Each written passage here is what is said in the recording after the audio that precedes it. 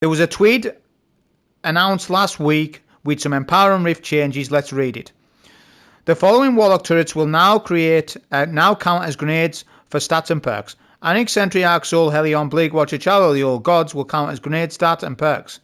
Empower and Rift will now generate neutral game ability energy over time. Kills while standing in Empower and Rift will now generate bonus ammo progress. 15% special, 10% heavy. When it says neutral game, it means more grenades, more melee, more class ability. That's what neutral is defined as. So you're going to get a hell of a lot more ability uptime on them, and you're going to get more ammo on these Empower and Rift builds. Now, I have the best Empower and Rift build in the game on me to show you. The only issue is that this particular Empower and Rift build is locked behind a class item. So this is a mini PSA as well to say, look, try and get these class items before Ash and Iron, because it's going to be incredibly powerful when those buffs go ahead. But the downside to this is that it's heavy on build crafting. You need a particular exotic class item rule, and you need to know what the hell you're doing. If you don't know any of that, you're going to think that this build's not very good or whatever. But once you get over that hill, you will then discover a whole new way to play. And I've already talked about this before Edge of Fate. I've been running this build for a year. Before Edge of Fate, I was running it. People know that I was running it. Everyone knows about it. Well, the vets know about it. The newer players don't. So the reason why this role is so important, which by the way, there'll be a Xur tutorial at the end on tips and tricks on how to get this class item role quicker. That's at the end. If you need it, that's at the end. So the role is Spirit of the Filament, Spirit of Starfire. Spirit of Starfire gives you more grenades with empowered weapon damage and foul blows, and grants more energy. And Spirit of the Filaments gives us end-game survivability Devour. Devour is so precious to the game. Especially now, Bungie just keep creeping up the ad density. They keep going and going and going. To the point where there's millions of ads everywhere, right? Well, Devour just keeps getting more powerful and more powerful over the years, because health is so much more important than it was in 2020. We're 2025 now. Devour is so important. Even after nerfs, it's still so important to the game. If you're not running Devour on a Warlock, then you're doing it wrong, basically. I'm talking about people who want to take the game seriously. I'm not talking about Lost Sector Kings. I'm talking about people who want to, really, really min-max what they're doing, especially solo-wise. Devoured is a mandatory perk. You're getting it for free with this. Now, why is that so important? Well, I'll tell you why. Because of this. It's so simple. The standard stock prismatic loadout is Bleak Watcher Devour. Bleak Watcher Devour, because it's freeze, health. And it just works. And it's good. But we can do much better than that. We can take Devour off and put Helion on. So now I've got double turret. Helion is OP. It's about to get a damn buff as well with the grenade stat. So I've got an extra turret, and I've still got Devour. It's right there, look. So you see now how powerful it is. Not only that, Spirit of Starfire works on multiple levels. This is a layered build. It's very complicated. Long story short, Spirit of Starfire will work with neutral gameplay, Transcendence gameplay, and Super Song of Flame gameplay as well for the grenade portion of it. So you're going to get tons of grenades with this, and I've got the demonstration of the build to show you it on how damn powerful it can be. And this will only be more powerful in Ash and Iron with the proposed changes. Now let's talk stat distributions. This build's disadvantage is that it's very heavy on build crafting. You cannot wing it. A lot of you wing your builds. A lot of you talk to me about builds and stuff. And don't worry about it. I don't think bad of you or anything like that. Don't take it in an elitist way. Just take it as me, identifying that some people are just saying wrong things about builds. Or they're running inferior builds. And stats as well.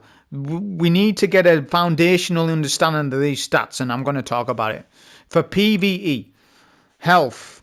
Health is a dead stat in PvE, and you should not spec for it right now how it works in the game.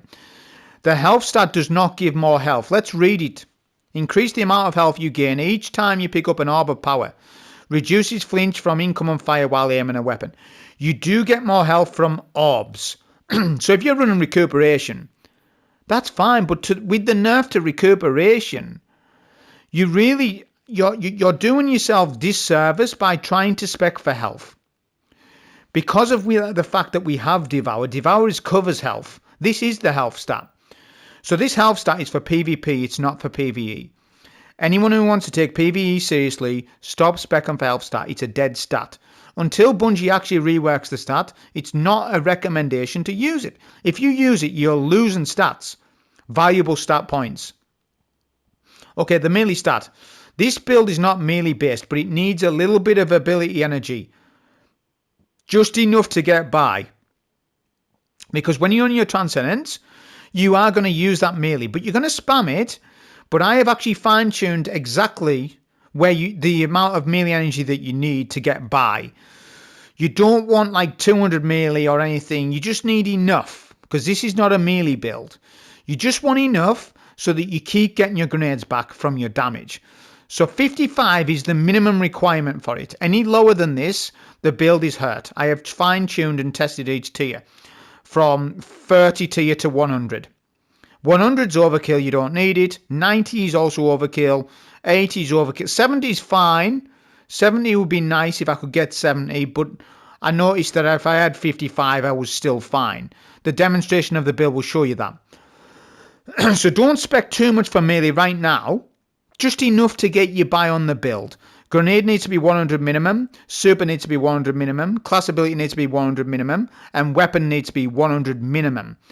So grenades right now are not buffing Bleak Watcher and stuff. And Helion. Well, next in Ashen Iron they will. So when Ashen Iron launches, I may creep up the grenade stat to 130, 140. What you need to recognize with that is, if I pump up the grenade stat a bit more, I'm going to lose other stats. So there's a trade-off system with this build heavily. So we'll need to monitor how that works. How much more damage will Helion do? Will it be bugged? Will it work? And all this sort of stuff. But the minimum requirement is 100. You need that 190% regen. Super's the same. Super is a terrible stat. If you have it at tier 3, tier 4, tier 5, you're not getting your super quick enough. It needs to be, in my opinion, especially solo, 100 minimum. Maybe tier 9. But I would say just 100 minimum. I'm holding to my guns with that. 100 super start minimum. Class ability needs to be 100 super start minimum because it's Empowering Rift. Now, you could argue I could creep up class ability stat for the Overshield. And that's also a consideration. We can creep that up and fine-tune it a little bit. Like, for example, I've got 115 weapons, which is nice because you get extra benefits. But I could reduce the weapon stat by 15 and add that to the class ability stat to go up to 120 for a little bit of a more of an overshield, which will count in endgame. So you see how these small trade-offs we can do across all these stats. But the one thing you must understand is these 4 stats need to be good. You can't be rocking tier 6, tier 5s for anything other than melee, really. Yeah, you can get away with it on the melee, but the rest of it you can't. Health stat needs to be 0 if you can make it. So I hope you understand that with the stat distributions. It's very heavy on build crafting. Let's go into this. Song of Flame is the super for this. Because Empowering Rift, the Spirit of Starfire does work with Song of Flame. So you're going to get more grenades. It does bump it up. It's a split second of a portion of the time, but it will give you a little bit of a creep on that grenade stat. I'm talking about the stat, I'm talking about the cooldown while you're in the super. Transcendence, Nade, Freeze and Singularity. Remember what that does. It's stasis and void. You need to remember that. That's what that nade is. I just want to remind you, Warlocks, because you seem to keep forgetting it's void. So please remember that was void, because we're going to explain it. Empowering Rift, of course. Let me just troll you and do this. This is the greatest Empowering Rift. Look, it's got Phoenix Dive on it. No, Phoenix Dive's OP. And for Warlocks who are like saying, well, I want to just play Phoenix Dive, you can just still do that as well. You could ignore the Empowering Rift changes and still just do a Phoenix Dive build, no problem. Because that's what the game's starting to become to, is that you can diversify your builds in different angles. It's not just about well, I just run Phoenix Dive and that is it. No, not how the game works now. Arcane Needle is the melee because this is going to give you 3 of them.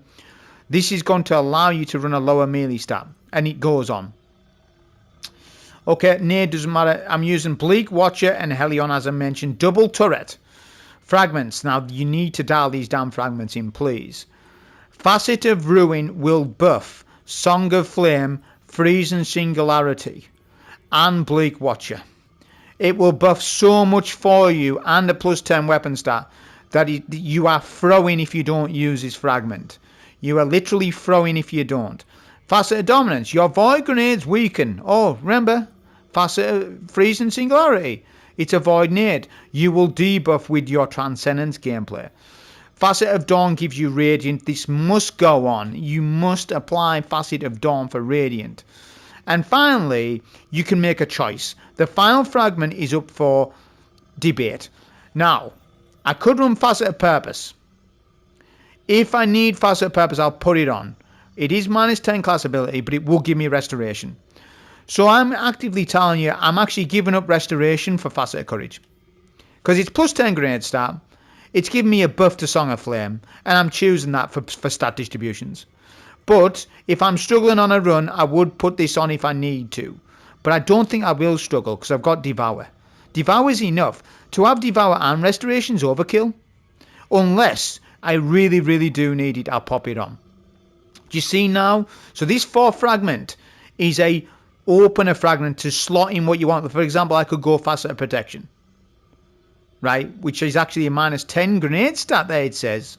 Didn't know that. It just says plus 10 melee. Getting scammed there with that. So Facet of Courage goes on.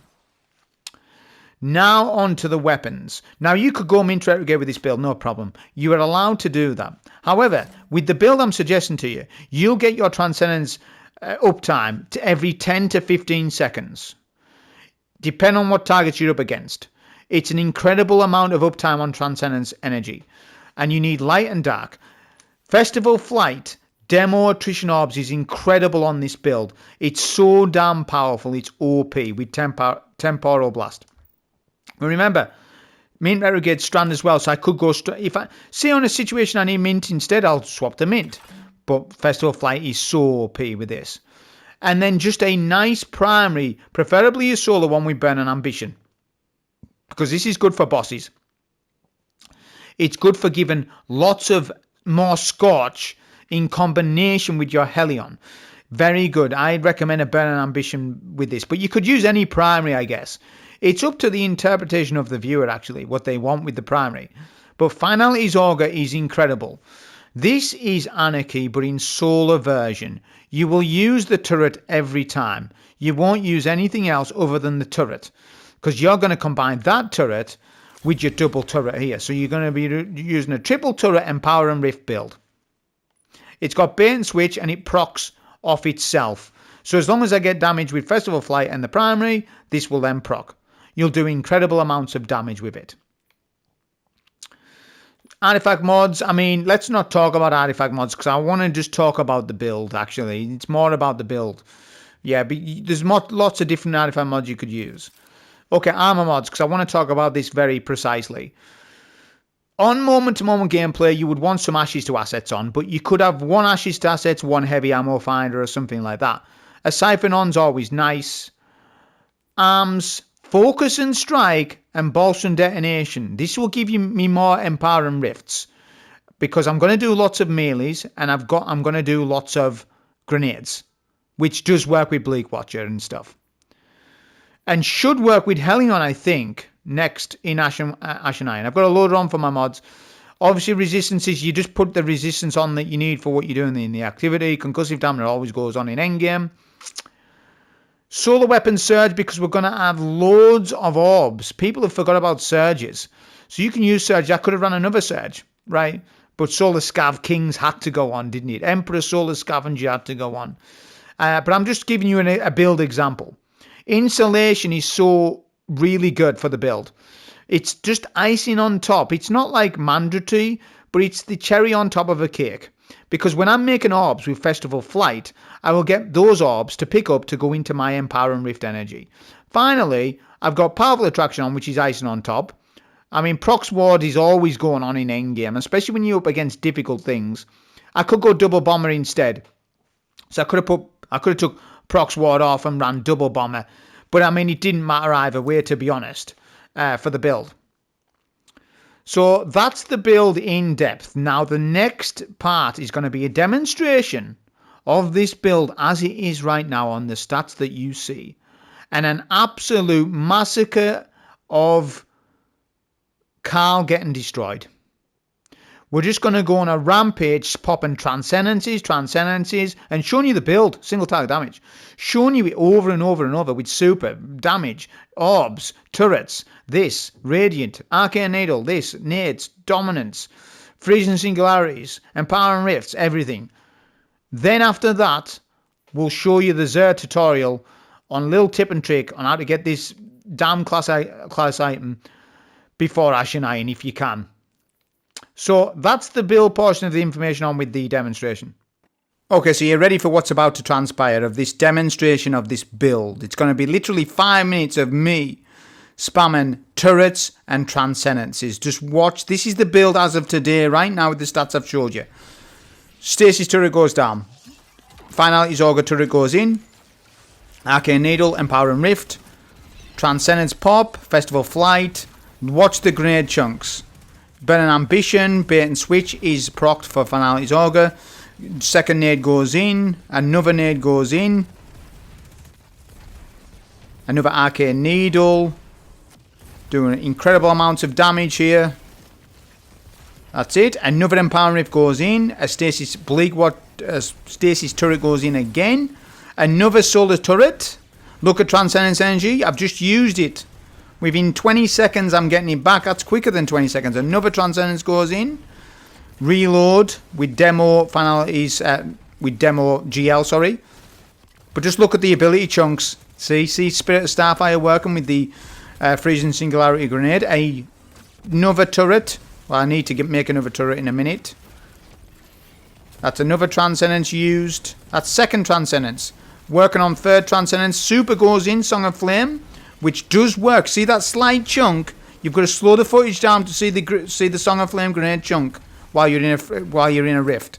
All right, but it does work. I've slowed it down in the past, and it does. Okay, we still got a Stasis turret up. Transcendence to pop again.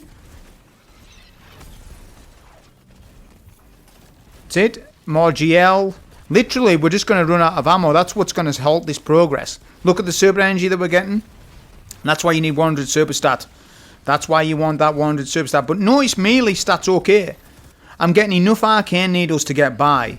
The arcane needle is really just to proc more grenade energy. To speed up the grenade energy for Transcendence. Another Solar Turret goes in. Super, I've nearly got it back. Look at the Transcendence. I've got it back. It's perfect build for Transcendence, this. You can just keep spamming it over and over and over. But we're not finished with Carl. This is my revenge arc now on him.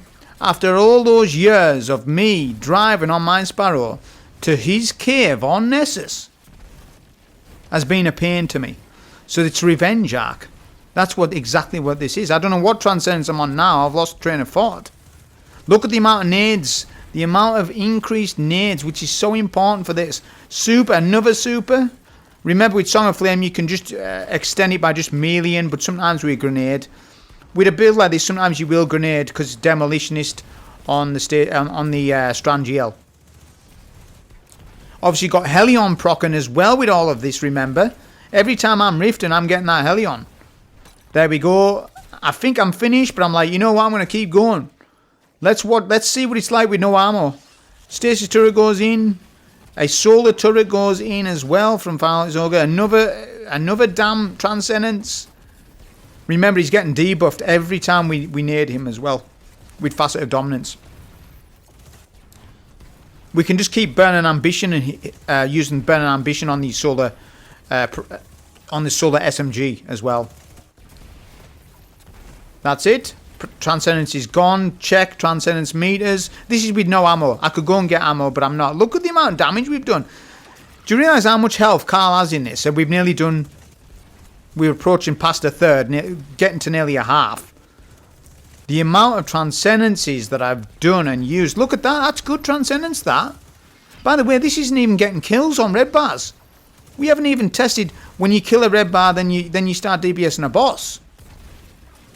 Which, by the way, when you get a kill, you'll get more rift energy.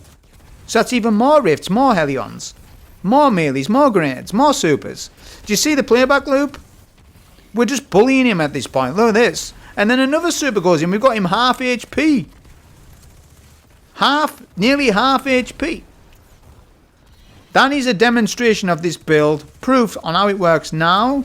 And with the proposed changes, it will be madness on how this works in Ash and Iron.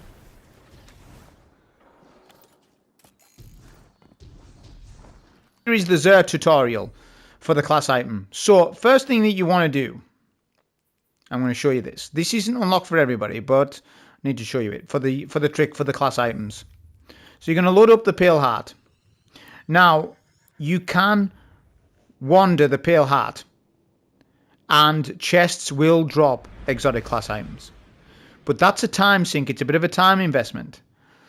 If you don't have attunement unlocked and you're sick of grinding Portal, why don't you just go and grind this?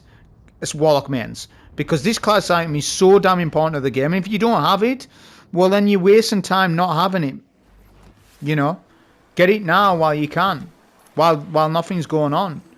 So if you do have attunement unlocked, which vets will, this is the trick. To get a roll, focus for 2 of the spirits you want. So in this case, it's Filaments, Starfire. And just keep going back and forth like this. Now, I've done this many times in the past, and Xur's rolled the dice, and I've got the roll I wanted. Because whatever it is that happens in the game's trying to focus both of them, I think, and sometimes you just get the roll. But it is all RNG, and it's not 100% confirmed this. It's more of a myth, but I am superstitious, and I have had stuff like this happen for me in the past. I've ended up focusing a roll and getting it first go from Xur. Okay? So you do that first, you do that little trick, and then you go to the tower, and Xur is selling the class items, and you need to go and spend and roll the dice with him. It's 41 strange coins. Load up the tower now. It's 41 coins per class item. So, on your weekends, you need to change your playback loop. You need to think about strange coins. You need to think about that. The portal does give plenty of strange coins in actual fact. So what you want to do is when you have a 200 stack of strange coins, do the Pale Heart trick if you can. Go to the Xur and roll the dice with him to get the roll. If he gives you the roll, brilliant. If he doesn't, you'll need to farm another 200 stockpile of strange coins, then go back to him. After 400 coins, you're bound to get the roll. Yeah, well, I mean, I say that, but RNG will be against you, won't it? But there's a higher chance by that amount of spend. You would hope that you get it, but it is all a flip of a coin. Yeah. But what is bad is if you play with a full stack of 200 strange coins and you haven't handed them in. That is actually stupidity. Check strange coin stack and make sure you're spending them when you can. So play 3-4 whatever hours you play, then go back to Xur, hand in. Yeah, and then on Sunday, Monday, whatever, do the same thing again. You need to prioritize strange coins for this. If you want to get this class item roll, you're going to have to prioritize it. The coins. You'll come here and then you'll hand it in, right? But there is a buff at Xur. Xur will have this buff where you get more coins. So spend 47 coins, pick up the Favour of the 9 buff. This will then allow you to get more coins, and they do drop from portal activities, like I said. Roll the dice with Xur, see what you get. He might give you it, but it needs to be this roll. Don't message me with a different roll and say, is this good enough? It's not. This build really needs this roll. If you don't get this roll, no other roll's good enough. I've already shut you down before you ask me. It needs to be Spirit Starfire and Filaments. For this exact build, it needs to be that. Nothing else will work. You need Devour for this. That was the build on this. Hope you enjoyed. Thank you.